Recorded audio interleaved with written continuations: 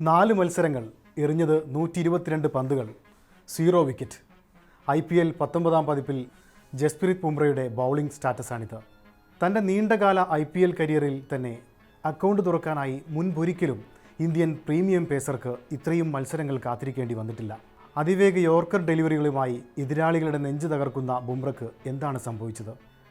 പോയ ദിനം RCB ബാറ്റർമാർ വാങ്കഡെ സ്റ്റേഡിയത്തിൽ 4 പാടും സിക്സറുകൾ പറത്തുമ്പോൾ നിരായുധരായ മുംബൈ ബോളർമാരുടെ ദയനീയ കാഴ്ചയാണ് നീലപുതച്ച ആരാധകർ കണ്ടത്. കൊൽക്കത്തക്കെതിരെ ആദ്യ മത്സരം വിജയിച്ച് സീസൺ തുടങ്ങിയ മുംബൈക്ക് എവിടെയാണ് പിഴക്കുന്നത്? പരിശോധിക്കാം. ബോൾട്ട്, ബുംറ, ചഹാർ, ഏത് ബാറ്റിംഗ് ലൈനപ്പിനെയും വിറപ്പിക്കാൻ കെൽപ്പുള്ള മുംബൈയുടെ strong BBC trio.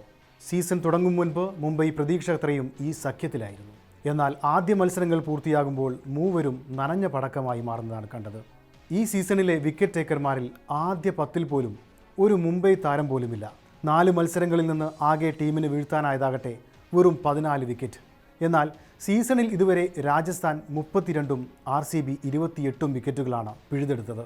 Mumbai bowling പരാജയം വ്യക്തമാക്കുന്നതാണ് ഈ കണക്കുകൾ. ട്രെന്റ് ബോൾട്ടിനും ദീപക് ചഹാറിനും നേടാനായത് ഒരേ ഒരു വിക്കറ്റ്. വിക്കറ്റില്ലെങ്കിലും ഭേദപ്പെട്ട എക്കണോമി എല്ലാ മത്സരങ്ങളിലും കാത്തുസൂക്ഷിക്കാൻ ബുംറയ്ക്കായത് മാത്രമാണ് ടീമിന് ഏക ആശ്വാസം. ഇന്നലെ 240 റൺസ് RCB പടുത്തുയർത്തിയപ്പോഴും ബുംറയുടെ എക്കണോമി 8.80 മാത്രമായിരുന്നു. പലപ്പോഴും ബുംറയെ കരുതലോടെ കളിച്ച് മറ്റു പേസർമാരെ ആക്രമിക്കാനാണ് എതിരാളികൾ ശ്രമിച്ചത്. എന്നാൽ സഹപേസർമാരിൽ നിന്ന് കാര്യമായ പിന്തുണ ബുംറയ്ക്ക് ലഭിക്കുന്നില്ല എന്നതും മുൻ ചാമ്പ്യന്മാരെ സംബന്ധിച്ച് ആശങ്ക ഉയർത്തുന്നതാണ്. ഇതിൽ ഏറ്റവും പ്രധാനം ട്രെന്റ് ബോൾട്ടിൻ്റെ ഫോം തന്നെയാണ്. 12 സീസണുകളിലായി 123 മത്സരങ്ങളിൽ നിന്ന് 146 വിക്കറ്റുകൾ പോക്കറ്റിലാക്കിയ എക്സ്പീരിയൻസ്ഡ് KV പേസർ നിലനിൽപ്പിനായുള്ള പോരാട്ടത്തിലാണ്. പോയ സീസണുകളിലടക്കം പവർ പ്ലേ ഓവറുകളിൽ ബ്രേക്ക് ത്രൂ വിക്കറ്റുകൾ നേടിയ വെറ്ററൻ പേസർക്ക് ഇത്തവണ ടീമിനായി ഇതുവരെ ഒന്നും ചെയ്യാനായില്ല. പവർ പ്ലേയിലും ഡെത്ത് ഓവറുകളിലുമെല്ലാം ഒരേപോലെ നിരാശപ്പെടുത്തി. റൺസ് വിട്ടുകൊടുക്കുന്നതിൽ ധാരാളിത്തം കാണിക്കുന്ന ഷർദുൽ താക്കൂറാണ് 5 വിക്കറ്റുമായി മുംബൈ നിരയിലെ ടോപ്പ് വിക്കറ്റ് ടേക്കർ. പേസർമാർക്ക് പുറമെ മുംബൈ സ്പിൻ ഡിപ്പാർട്ട്മെൻറ്റും ശരാശരിക്ക് താഴെ മാത്രമായതും മുംബൈ പ്രതീക്ഷകൾക്ക് മേൽ കരിനിഴൽ വീഴ്ത്തുന്നതായി. MI നിരയിൽ ഇന്നലെ ഇറങ്ങിയ സ്പെഷ്യലിസ്റ്റ് സ്പിന്നർ മായങ്ക് മാർക്കണ്ഡെ 2 ഓവറുകളിൽ വിട്ടുകൊടുത്തത് 40 റൺസായിരുന്നു. ഓവർസീസ് സ്പിന്നർമാരായ മിച്ചൽ സാൻഡറും ഗസാൻഫറുമെല്ലാം പോയ മത്സരങ്ങളിൽ പ്രതിഭക്കൊത്ത പ്രകടനം പുറത്തെടുത്തിട്ടില്ല. മുംബൈയിൽ പരാജയമാകുമ്പോൾ മറ്റു ടീമുകളുടെ വിജയ സമവാക്യത്തിലെ പ്രധാന റോൾ നിർവഹിക്കുന്നത് പലപ്പോഴും സ്പിന്നർമാരാണ്. ഇന്നലെ RCBയെ കളിയിലേക്ക് തിരിച്ചു കൊണ്ടുവന്നത് സുയാഷ് ശർമ്മ എന്ന യുവ ലെഗ് സ്പിന്നറായിരുന്നു.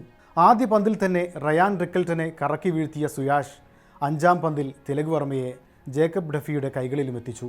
ബംഗളൂരു കളിയിലേക്ക് തിരികെ എത്തുന്നതും ഇവിടെ മുതലായിരുന്നു. മികച്ച പിന്തുണയുമായി കൃണാൽ പാണ്ഡ്യയും എത്തിയതോടെ പവർ പ്ലേയിൽ കാത്തുസൂക്ഷിച്ച റൺ റേറ്റ് മധ്യ ഓവറുകളിൽ തുടരാൻ മുംബൈക്കായില്ല. സൂര്യകുമാർ യാദവിൻ്റെ ക്രൂഷ്യൽ വിക്കറ്റും കൃണാൽ സ്വന്തമാക്കി.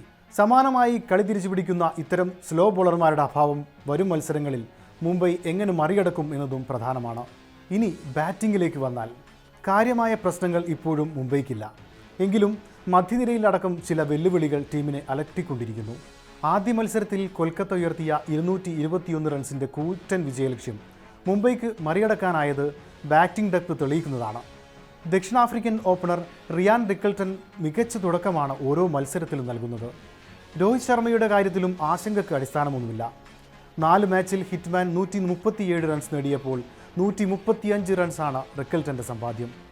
എന്നാൽ മധ്യനിരയിൽ തിലക് വർമ്മയും സൂര്യകുമാർ യാദവും പെരുമക്കൊത്ത പ്രകടനം ഇതുവരെ പുറത്തെടുത്തിട്ടില്ല.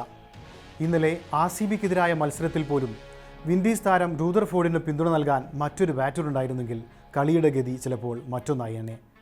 വിൽ ജാക്സ് വരും മത്സരങ്ങളിൽ മടങ്ങിയെത്തുന്നതും ഫ്രാഞ്ചൈസിക്ക് പ്രതീക്ഷ നൽകുന്ന ഒന്നാണ്.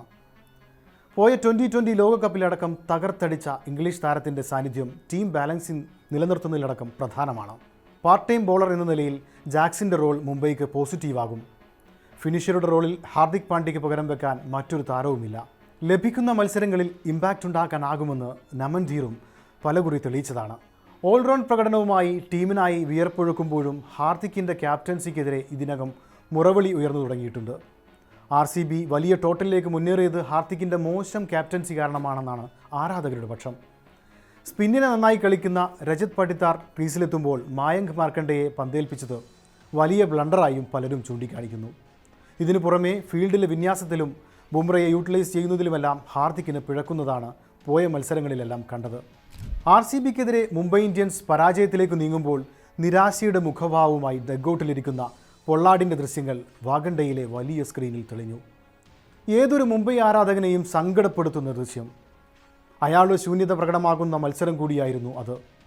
ഭൂതകാലത്തെ പൊള്ളാർഡ് ഫിനിഷ് ചെയ്ത മത്സരങ്ങൾ ആരാധകർക്ക് മുന്നിൽ അപ്പോൾ മിന്നിമറിഞ്ഞിട്ടുണ്ടാകും. ഏതു വലിയ ടോട്ടലും മറികടക്കാമെന്ന വിശ്വാസത്തിൻ്റെ പേരായിരുന്നു മുംബൈയെ സംബന്ധിച്ച് പൊള്ളാർഡ് എന്ന വിൻഡീസുകാരൻ. ഫിനിഷറുടെ റോളിൽ തിളങ്ങുമ്പോഴും ക്രൂഷ്യൽ വിക്കറ്റുകൾ പോക്കറ്റിലാക്കിയും അയാൾ പലപ്പോഴും രക്ഷകൻ്റെ റോളിൽ അവതരിച്ചു. 6ാം കിരീടം ലക്ഷ്യമിടുന്ന മുംബൈ ഇന്ത്യൻസിന് ഇപ്പോൾ ആവശ്യവും ഏത് സാഹചര്യത്തിലും കളി മാറ്റിമറിക്കുന്ന ഇത്തരമൊരു മാച്ച് വിന്നറെയാണ്. സീസൺ പാതി പോലും ആയിട്ടില്ല. ഹാർദിക് പാണ്ഡ്യയ്ക്കും സംഘത്തിനും ഇനിയും സാധ്യതകളേറെ നിലനിൽക്കുന്നു. ഏത് സാഹചര്യത്തിലും സ്ട്രോങ് കംബാക്ക് നടത്തിയ പഴയകാല ചരിത്രമാണ് അവർക്കുള്ളത്. വ്യാഴാഴ്ച വാഗണ്ടയിൽ മികച്ച ഫോമിലുള്ള പഞ്ചാബിനെയാണ് അടുത്ത മത്സരത്തിൽ നേരിടുന്നത്. പിഴവുകൾ പരിഹരിച്ച് വിജയ ട്രാക്കിലേക്ക് മടങ്ങിയെത്തുമോ മുൻ ചാമ്പ്യന്മാർ? കാത്തിരിക്കാം.